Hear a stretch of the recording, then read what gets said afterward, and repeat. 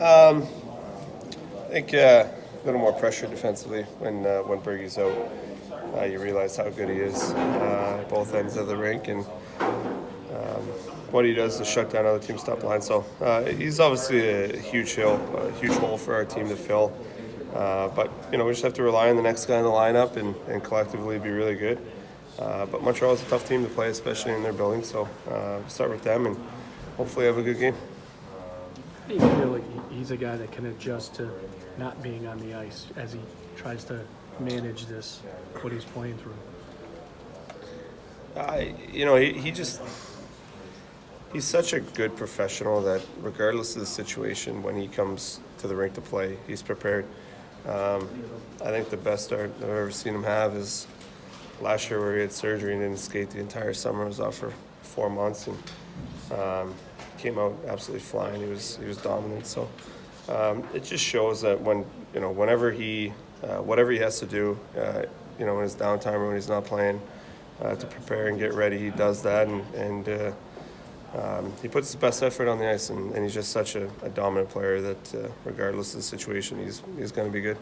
You're not going to obviously replace him, but I mean, in terms of the progression of your career, how much more do you feel confident that you can do some of those things that he does out there, or that his effort rubs off on you now and you can kind of keep that going? It does. I think when he's out, I have to try to be more sound defensively, where I catch myself cheating a little bit when he's out there because he's always in a position to cover up for everybody. So it's more just about making sure to stop and come back and have good sticks and lanes, stuff like that you're able to get away with when he's out there. But it's also about trying to play the right way. That's what he does and what he kind of shows everybody is as a good leader, that he plays the way that you need to play to win every night. And if we all do that, then we're going to be a tough team to beat.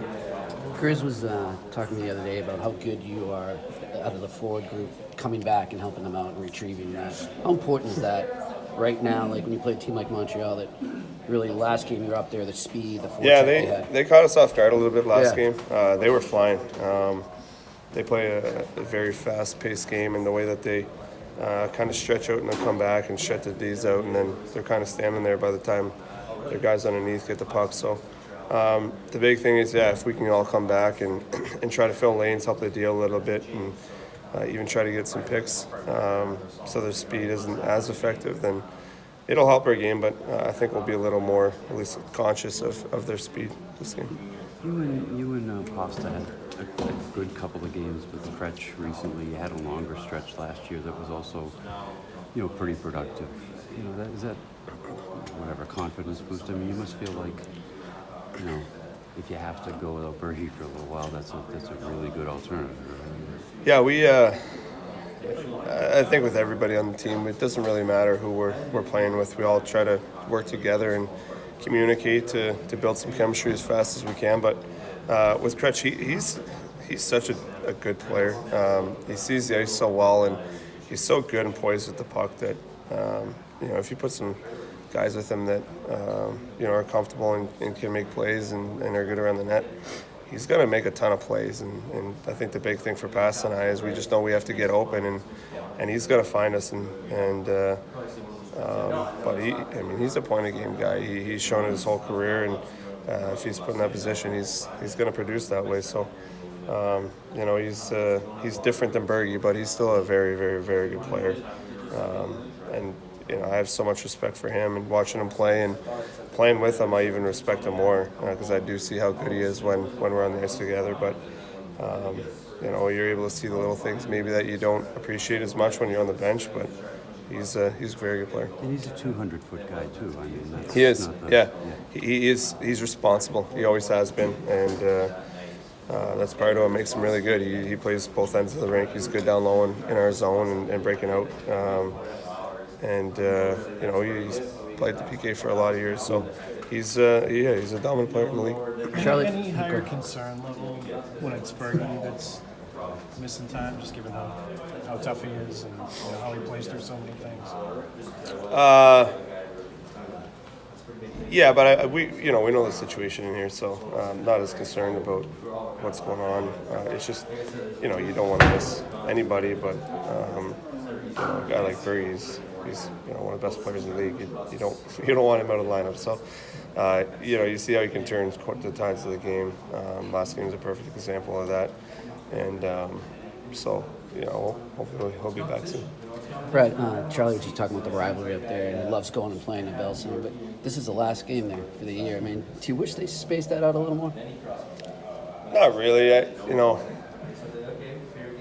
I think some of that is, every year we have different rivals. Obviously Montreal, there's a huge history there, and it makes them a big rival, I guess. But I don't feel I have any bigger rivalry with Montreal than any other team in the league right now. It's just, it's another game.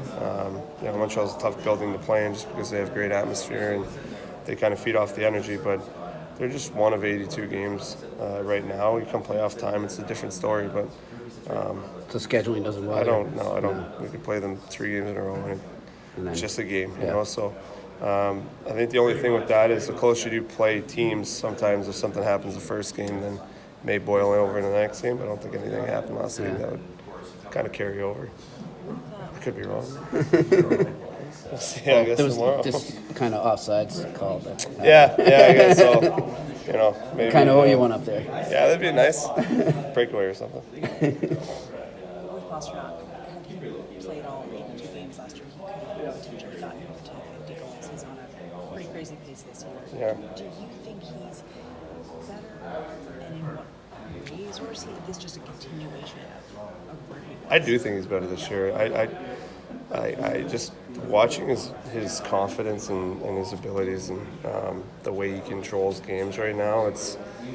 He's on a different level than he was last year, and he was good last year. But he seems even more confident this year, and I don't know if it's a year older, a year wiser, stronger, what it is. I'm not going to be able to put a finger on it, but he controls games and he controls plays, and you can put him 1-on-5 out there, and he'd still make a play happen. So. It's great for us and it's fun to play with, but there's a lot of games where I know going into it I feel terrible and I'm just like, pass it, but you gotta carry the line today. So it's fun to see because there's not as many young kids in the league that are as talented and as strong and dedicated as he is, and a great person. So it's a great teammate. Is it good to sort of see them when a young kid comes in, you don't know what they're going to be, how dedicated they are going to be. Do you sort of, how do you react when someone does put it together, put all that in? Yeah, you do never know how a talent like that is going to play out. He was, I think, 18 when he first started, and when you have young success and you're as talented as he is, you don't always need to put the work in. I think that's where a lot of kids, they come up on the talent, and they don't necessarily need to work as hard to get in the league. But once you get here, it's a completely different animal. If you want to have a long career and be successful and be part of a good team, you need all of that. So he, I think a big thing, and if you ask him, he'd probably say the same thing. Spent a lot of time with Chris Kelly when he was hurt, the year Chris was hurt, and I think that he got to see what a true professional is like when they're out of the lineup and how hard they work, and then with the leadership group he had around him with Berge and Z and guys like that to follow. It makes it a lot easier to kind of roll into that, but he has a great head on his shoulders. You got to give his family and parents a lot of credit. They brought him up right. He's such a great kid, and he does work, and he cares about the team. He cares about his teammates. So that all goes into him being a great player and learning the way he has. And I think a big part of why he's kind of take the jumps that he has is because of his background and who he is as a person. Thank you very much.